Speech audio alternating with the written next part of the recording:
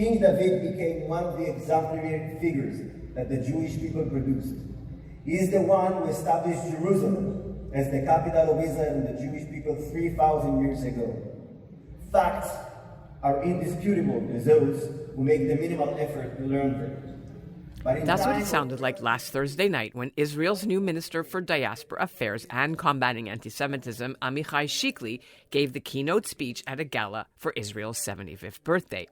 Now, normally this wouldn't be a remarkable way to cap off his first ever trip to Canada, except that the diaspora in his title usually refers to the Jewish diaspora, but the minister was speaking at an evangelical Christian Bible college in Whitby, east of Toronto, called the Canada Christian College. And although there were some Jewish folks in the audience, he thanked the crowd of about 1,000 evangelical leaders for their strong support for Israel, and he urged them to remember Jews have historic biblical ties to the city of Jerusalem, and to the Temple Mount, and to all of what he called Judea. Now, Chikli's trip came as Canada's Jewish community remains divided over concerns about Israel's new government and the push to curb the power of the judiciary, among other reforms, which he did hear about after meetings with Jewish leaders in Ottawa and Montreal and Toronto. He also toured a Jewish high school called Chat. And Chikli has called Canada a magnificent Jewish community. He said he was impressed by our strong Jewish ties to Israel. That's something he wants more Israelis to know about. But even before he got here for his 4-day fact-finding tour, it was making headlines in Israel and in Canadian news outlets, too, about how his trip was initially organized. Did he bypass the Israeli embassy, whose ambassador is a political appointee from the old government? Did he break diplomatic protocol by not informing the Canadian Foreign Affairs Department that he was coming to a meeting on Parliament Hill? And more importantly, is it true he wasn't originally going to meet with any Jewish groups, but instead celebrated Israel's birthday and also Jerusalem Day for the first time ever with groups of evangelical Christians? Obviously, Israel wants to build relations, and minister in his role wants to build relations with allies in many different forms, and that's understandable. But this is an extreme group, and it's concerning that that was who he was here to meet with, and we made that very clear. I'm Ellen Besner, and this is what Jewish Canada sounds like for Monday, June the 5th, 2023. Welcome to the CJN Daily, a podcast of the Canadian Jewish News, and we're sponsored by Metropia.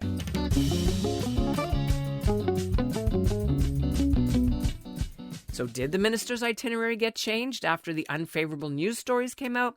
I don't know. UJA Federation in Toronto says they knew he was coming a month ago. Montreal's Federation CJA says they weren't aware he was coming. He did meet with plenty of Jewish leaders, though, CIJA, B'nai B'rith Canada, Friends of Simon Wiesenthal, the educational staff at Chat in Toronto. He went to a private dinner at a home in Montreal, and he met Jewish leaders and learned how they fund day schools there. And he did go to Parliament Hill on Wednesday, and he met the Israeli ambassador and staff, and he sat down with the executive of the Canada-Israel Interparliamentary Group, which is a bunch of MPs and senators, including Melissa Lantsman, the deputy Conservative leader, Anthony Housefather, and Yara Sachs of the Liberals, and a few others. So we have several interviews. First up, Yara Sachs. Following that, we'll talk to Charles McVety. He's the one who threw the gala event for Israel's 75th at his Canada Christian College. And then you'll hear the minister's take on everything. What is the concerns that you as a member of parliament have for how this whole visit has happened? So it's really a matter of protocol of diplomatic relations between countries. The minister chose not to go through, my understanding is, from what our discussions have been, that the minister did not go through the appropriate protocol channels that should be done, government to government, nation to nation, that foster good diplomatic relations between countries. You know, Israel and Canada share very strong ties. And part of that is based on the lines of communication that are open and clear. And it became known to myself and MP Anthony Housefather, who is the chair of the Canada-Israel Interparliamentary Group, which is the official House of Commons group for Israel-Canada relations. We were notified through an email, like everyone else, every other MP in Parliament, that the minister was arriving for a meeting with something known as the Israel Allies Caucus, chaired by Leslyn Lewis, who, as you know, has in the past met with such individuals as Christine Anderson from the AFD, and has very clear views with regards to abortion and other matters, which are even within her own party viewed as extreme. And to only be notified of his arrival through that channel raised a red flag for myself and MP House Father, and we engaged with the embassy to clarify. Okay, so just so our listeners know that also the MP Leslyn Lewis, besides having been one of the three Conservative MPs who met with Christine Anderson earlier this year, and even her party leader scolded them behind closed doors for doing such an unsmart thing and unacceptable personality. She is chair of some group called the Israel Allies Association, which is mostly Christian evangelicals who like, or strong Christians who like Israel and the Jewish state. Correct. Through an unofficial group related to the House of Commons or the protocol system. He accepted an invitation with her. And to my understanding, what we learned after the meeting was that he was also on June 1st attending a very large event at the Canadian Christian College in Whitby. So what happened when you raised the alarm directly with his people and with the Israeli embassy? What changed? First of all, it was explained to the minister's team who was on the call that the meeting with the Canadian Christian College was that they were meeting with a group and an organization whose views, in the opinion of the government, are extreme. That this group has a long history of positions that are anti-abortion, that are homophobic, they're Islamophobic. And frankly, even the Doug Ford government and the Premier of Ontario and the Ontario legislature condemn this group. They're certainly not a mainstream group. And what about the fact that he wasn't supposed to meet with any Jewish groups? So again, all of this was raised in the meeting. I can't speak to the thought process of his team of planning this visit, but this is why protocol channels are valuable. Because when you go through protocol channels, it allows for a fulsome discussion to create visits that are positive, that are meaningful, that create strong relationship building. And I think that this minister, unfortunately, didn't see the value in going through those channels. Cynical people, journalists included, might say, well, this is just another strategy from progressive non-supporters of Netanyahu's government to embarrass Israeli politicians who are coming to Canada by, leaking this before he comes. So our conversations with the embassy were held in confidence. It was a call with representatives of the embassy here. Obviously, the discussions both with MP House Father and myself and senior policy advisors in Minister Jolie's team, which were also private conversations, were sent back to the Ministry of Foreign Affairs in cables to communicate the concern. And if you look at the story by Tal Schneider in Times of Israel or also in Zman, you'll see that the leak we were more than willing to share our concerns and work forward on this. The story came forward from a leak at the Ministry of Foreign Affairs. I was asked to comment and I commented accordingly, but it was never our intention to embarrass. I think the minister's team made a misstep in starting out on this relationship on the wrong foot. And I'm certainly looking forward to a course correction. Charles McVety is a prominent Christian activist who opposes same-sex marriage and wanted to block the updated sex ed curriculum, which the previous Ontario government tried to bring in. He is embroiled in a court action at the moment, accusing him of stealing millions from his college for personal use, an allegation he denies. And we're very interested to know how this whole invitation speaking got started, and could you sort of walk us through the whole backstory? Well, it's the 75th anniversary of the rebirth of the State of Israel, and it's a celebration of Jerusalem Day.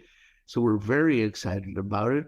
How did this come to be? I've been working with the Knesset Christian Allies Caucus since its inception under Yuri Stern, and their quest is to build Christian relationships around the world. And they have something called the Israel Allies Foundation. And remember that they're doing this in 55 countries of the world. And they just did it in Brazil, they're in Europe, in Germany, and they just last couple of weeks ago had this in Congress in Washington, and they asked if we would partner with them to do this in Toronto. So this came from them as part of a global stop, right? Have you been to Israel? I'm sure you have. Well, I've been 27 times. I've led 1,125 pastors. I take them as pilgrims, and they return as Zionists.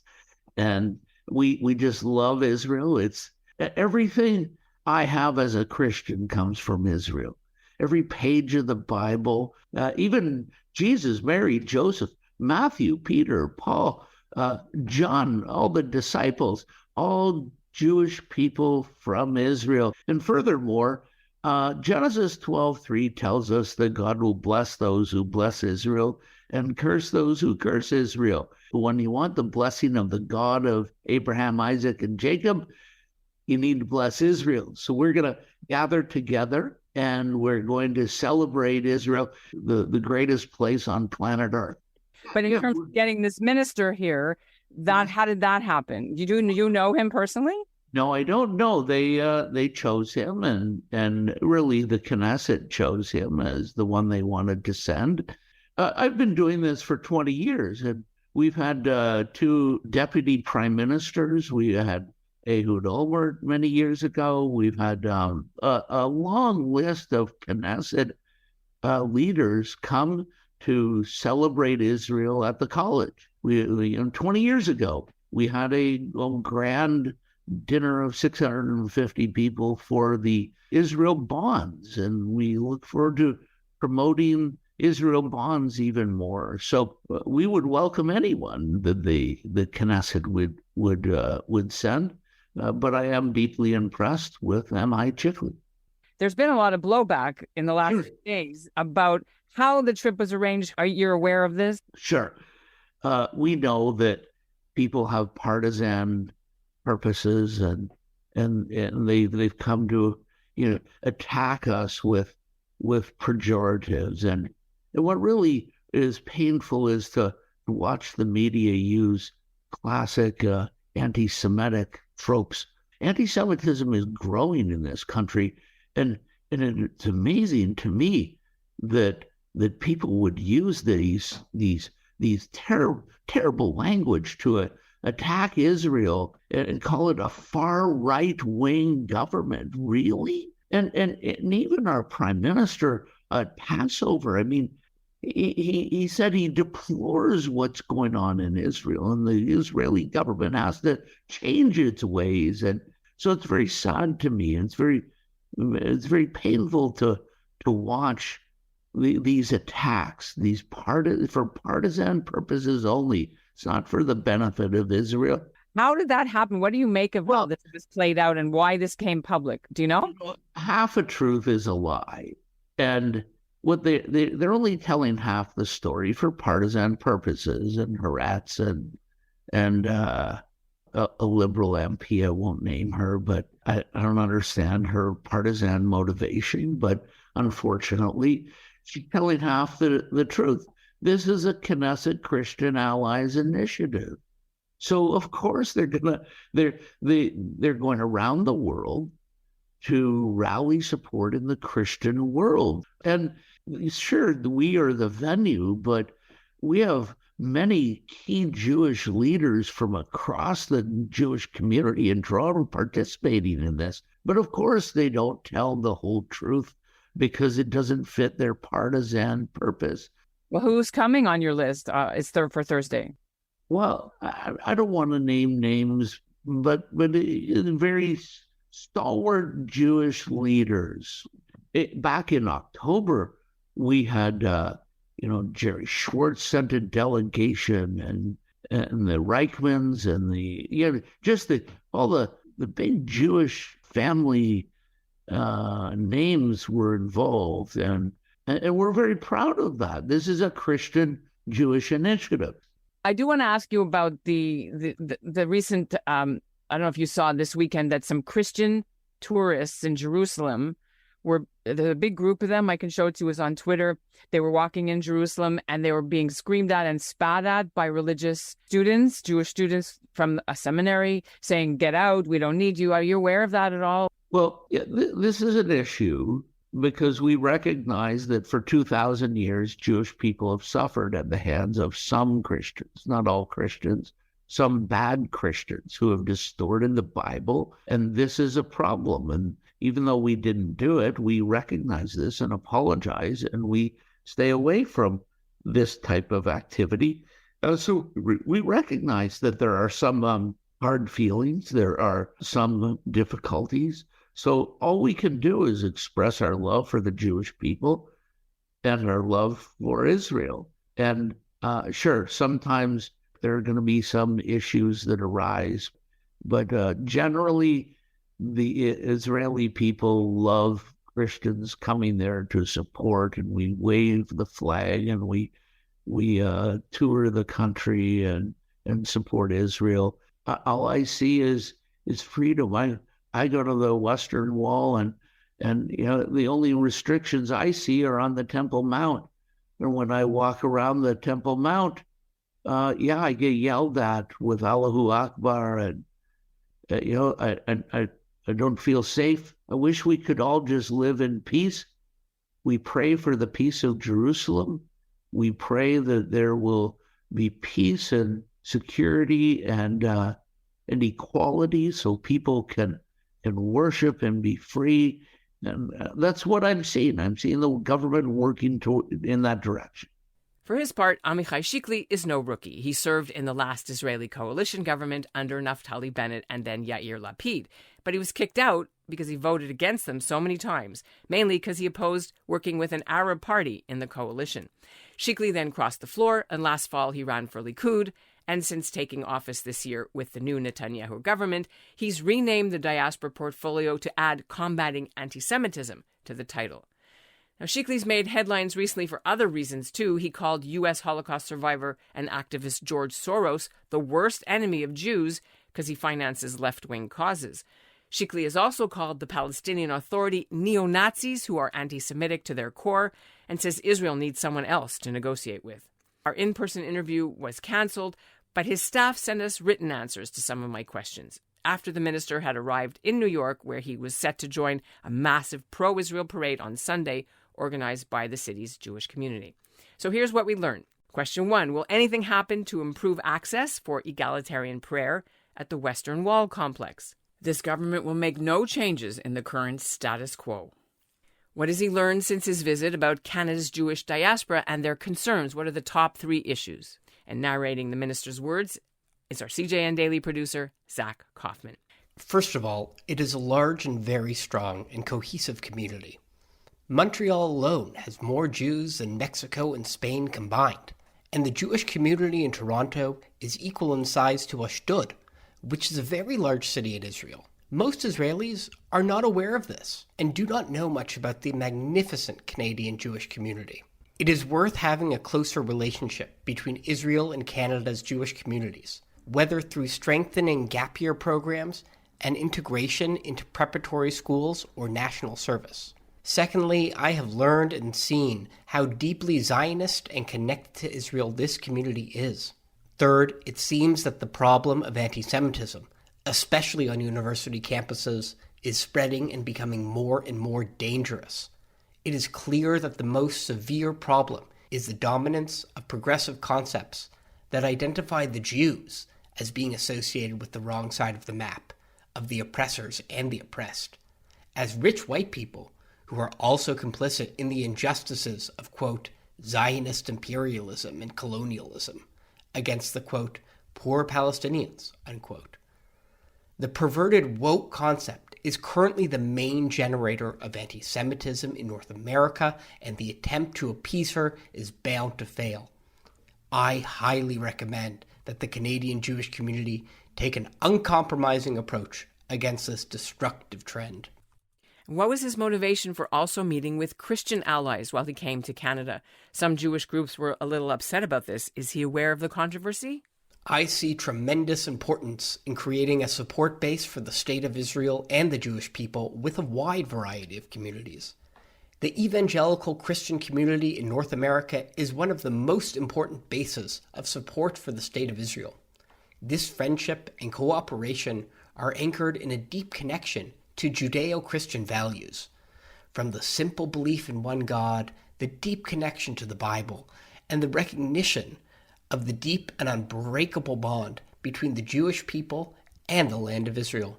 It is important to note and remember that the one and only reason people like Balfour, Lloyd George, or Charles Wingate passionately supported the right of the Jews to renew their sovereignty in the land of Israel was their faith in the Book of Books. And that's what Jewish Canada sounds like for this episode of the CJN Daily, sponsored by Metropia. Integrity, community, quality, and customer care. Today's listener shout-out goes to Elaine Goldenthal in Phoenix, Arizona. She wrote in to share her memories of growing up in Bathurst Manor in Toronto, which we talked about in our podcast last week. And we'll end with some more of what the minister said in his speech to the Canada Christian College for Israel's 75th. And by the way, there were some protesters on hand from the pro-democracy group called Unacceptable Toronto, but they were escorted out. The audio comes courtesy of Josh Reinstein. He heads the Israel Allies Foundation. He arranged both Chikli's visits with Canadian Christian leaders. Reinstein grew up in Toronto. He says he's done similar events in many countries over the years, even in Canada, because it's Christian lawmakers and not countries who stand with Israel, and then they bring their governments along with them through what he describes as faith-based diplomacy. Here's Chikli talking about why there should be no question that Jews belong in Jerusalem. Thanks for listening to the CJN Daily. But in time of relative truth, some portray the people of Israel as foreigners in the land of Israel, the Jewish people as foreigners in Judea, and the descendants of David as foreigners in the city of David. We are no foreigners in our home.